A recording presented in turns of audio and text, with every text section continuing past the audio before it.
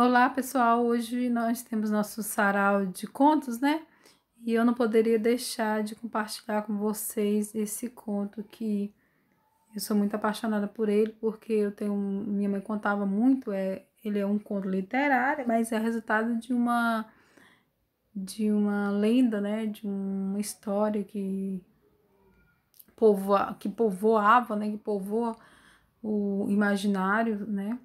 Social, e minha mãe contava muito essa história para mim quando eu era criança, e ela tem um valor sentimental muito grande. Eu tinha esse livro, aí eu doei, mas depois me deu uma coisa assim, falei, não, eu não posso ficar sem não, ele tem um valor sentimental, tem um valor sentimental. A gente, por meio das histórias, os pais criam laços com seus filhos. Então, O Veado e a Onça, é contado por Ana Maria Machado.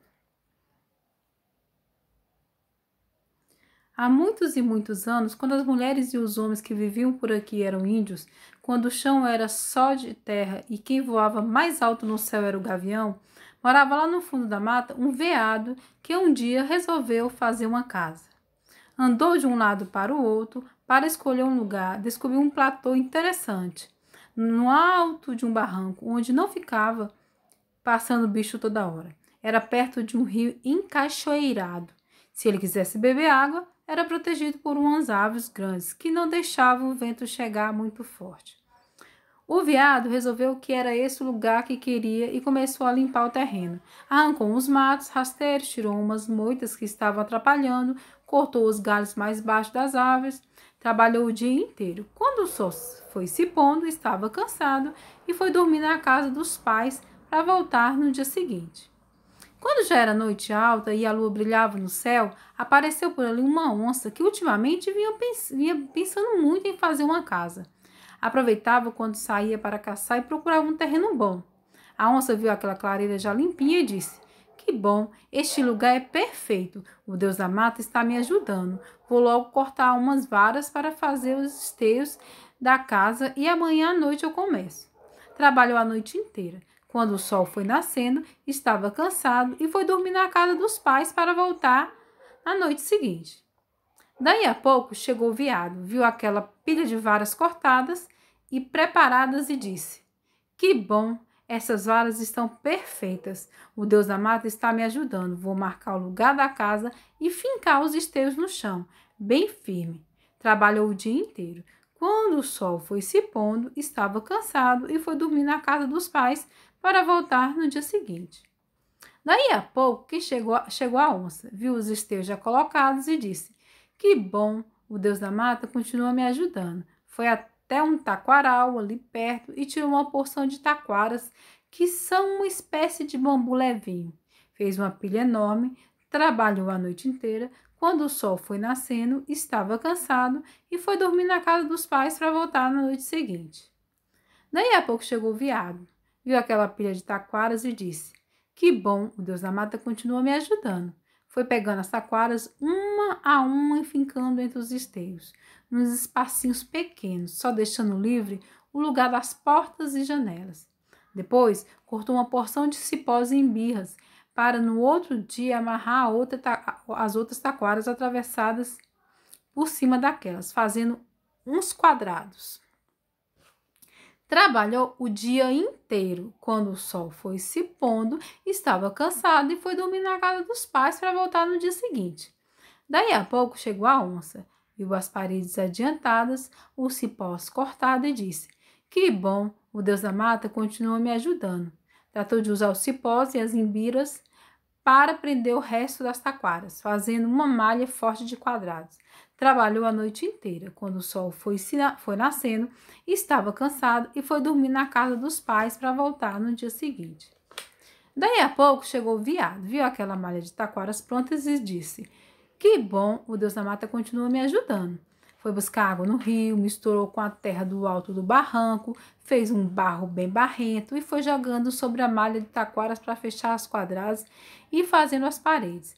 Conseguiu completar 2 antes de escurecer.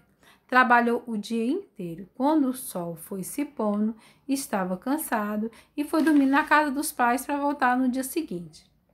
Daí a pouco chegou a onça, viu aquelas 2 paredes fechadas e disse: "Que bom, o Deus da mata está me ajudando." Foi buscar mais água no rio, misturou com mais terra do barranco, fez um barro bem barrento, trabalhou a noite toda e completou as outras 2 paredes. Quando o sol foi nascendo, estava cansado e foi dormir na casa dos pais para voltar na noite seguinte. E assim ficaram os dois. A onça, o veado, alisou as paredes. A onça fez a comieira da casa. O veado cortou folhas de palmeiras. A onça cobriu o telhado. O veado foi buscar o bambu grosso. A onça fez um encanamento vindo do rio trazendo água. O veado cerrou umas tábuas. A onça fez janelas e portas. Trabalharam muito, dia e noite, sempre achando que o Deus da mata estava ajudando, até que a casa ficou pronta.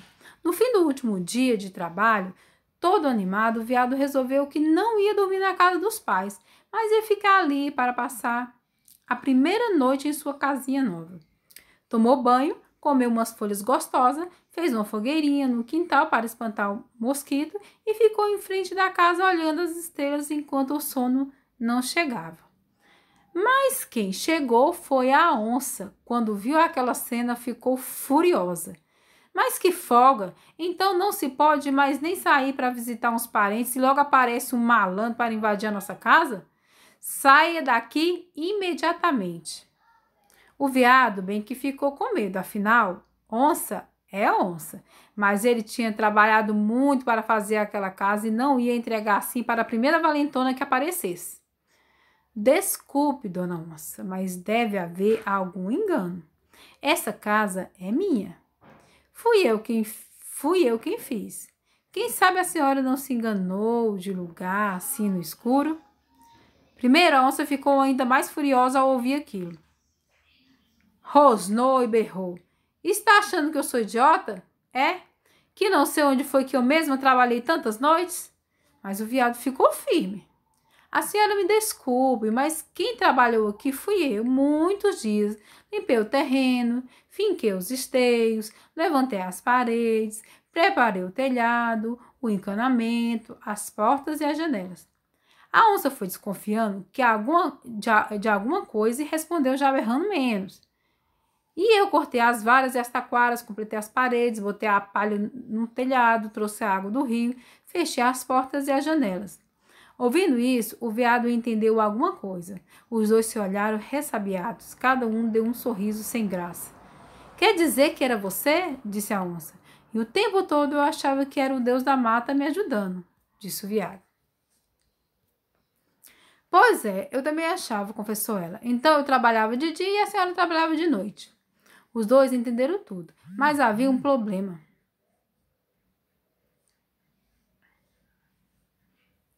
Havia um problema. De quem seria a casa depois de pronta? Todos os dois achavam que eram donos da casa e não queriam desistir. Tenho uma ideia, exclamou a onça. Se nós fizermos a casa junto, podemos morar juntos, somos sócios. Morar com uma onça, pensou o veado. Não pode dar certo. Acho até que vai ser bom, insistiu ela. Você sai de dia para pastar, eu saio de noite para caçar. Nós não vamos nos encontrar nunca. E a casa vai estar sempre com alguém, sempre bem cuidadinha. Vai ser perfeito, pensava a onça. Fico com uma casa ótima, que nem deu muito trabalho, e ainda guardo uma reserva de comida dentro dela. Se algum dia não encontrar caça, creu, é só comer o sócio. O veado acabou concordando, porque não queria entregar a casa que lhe dera tanto trabalho, mas sabia que aquela sociedade era muito arriscada e tratou de ficar atento ao perigo. Durante alguns dias, a combinação deles funcionou, mas a onça não aguentava mais e resolveu começar a assustar o veado, pensando que se ele tivesse medo dela, não ia lutar quando ela avançasse nele um dia. E, para mostrar que era forte e sabia matar, começou a trazer para casa os restos da caçada da noite. O veado acordava cedo, ia saindo e lá vinha a onça com o coelho, uma paca, um coati, que ela mesma tinha caçado. O veado foi ficando cada dia mais preocupado e acabou contando para os amigos o que tinha acontecido. Todos resolveram ajudar. Um deles disse: eu vi lá na aldeia dos homens uma pele de onça esticada para secar no sol. Podíamos pedir emprestada. Isso mesmo, concordou o veado. Vou dizer que é um tapete novo para casa. E assim fizeram. Quando vinham voltando com a pele da onça, aí sim que o Deus da mata ajudou, porque encontraram no caminho o cadáver de uma onça que tinha despencado de uma ribanceira e morrido. Resolveram levar também. Era pesadíssima. Precisaram juntar 4 veados fortes para conseguir levar e toda hora ela escorregava. Eles tinham que parar ajudando com o chifre. Foi ficando toda espetada e finalmente, quando já estava anoitecendo, foram chegando perto da casa. O veado, dono da casa, foi na frente com a pele de onça. Os 4 amigos vinham mais atrás devagar. Chegando no quintal, com a pele enrolada, ele viu 2 onças e a que dividia a casa com ele foi dizendo: "Você não se incomoda, não é? Chamei uma amiga para vir jantar comigo hoje." Ele levou um susto, ficou com o coração batendo apressado, mas aguentou firme e respondeu como se não ligasse: "Me incomodar? Por quê? Acho ótimo. Eu estava mesmo querendo dar uma festa hoje para inaugurar este tapete novo que eu trouxe para a nossa casa." E desenrolou a pele. As 2 onças esperavam por tudo, menos aquilo. A dona da casa engoliu seco e falou: "Onde foi que o senhor conseguiu isso, compadre?" E o veado reparou que, pela primeira vez na vida, ela o chamava de senhor, sinal de respeito. Respondeu com um ar distraído, aproveitando para chamar a onça de você. "Cacei lá para as bandas da Figueira Brava. Como você deve saber, nós, os veados, temos um jeito secreto de dar chifrada em onça, que é tiro e queda. Morre na hora. Por isso é que toda casa de veado é sempre quentinha, toda forrada de pele de onça, bem macia.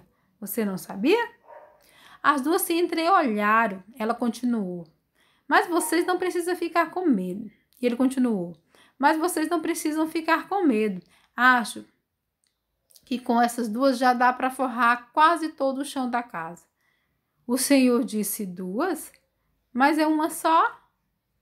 "Uma aqui na minha mão já pronta, a outra eu larguei ali no terreiro e os meus amigos já vão ajudar a esfolar", disse ele, mostrando o cadáver da outra onça no chão, todo marcado de chifradas e 4 veados enormes ao lado. As 2 onças começaram a tremer e um dos amigos deles olhou para elas e exclamou: "Oba, mais 2 tapetes."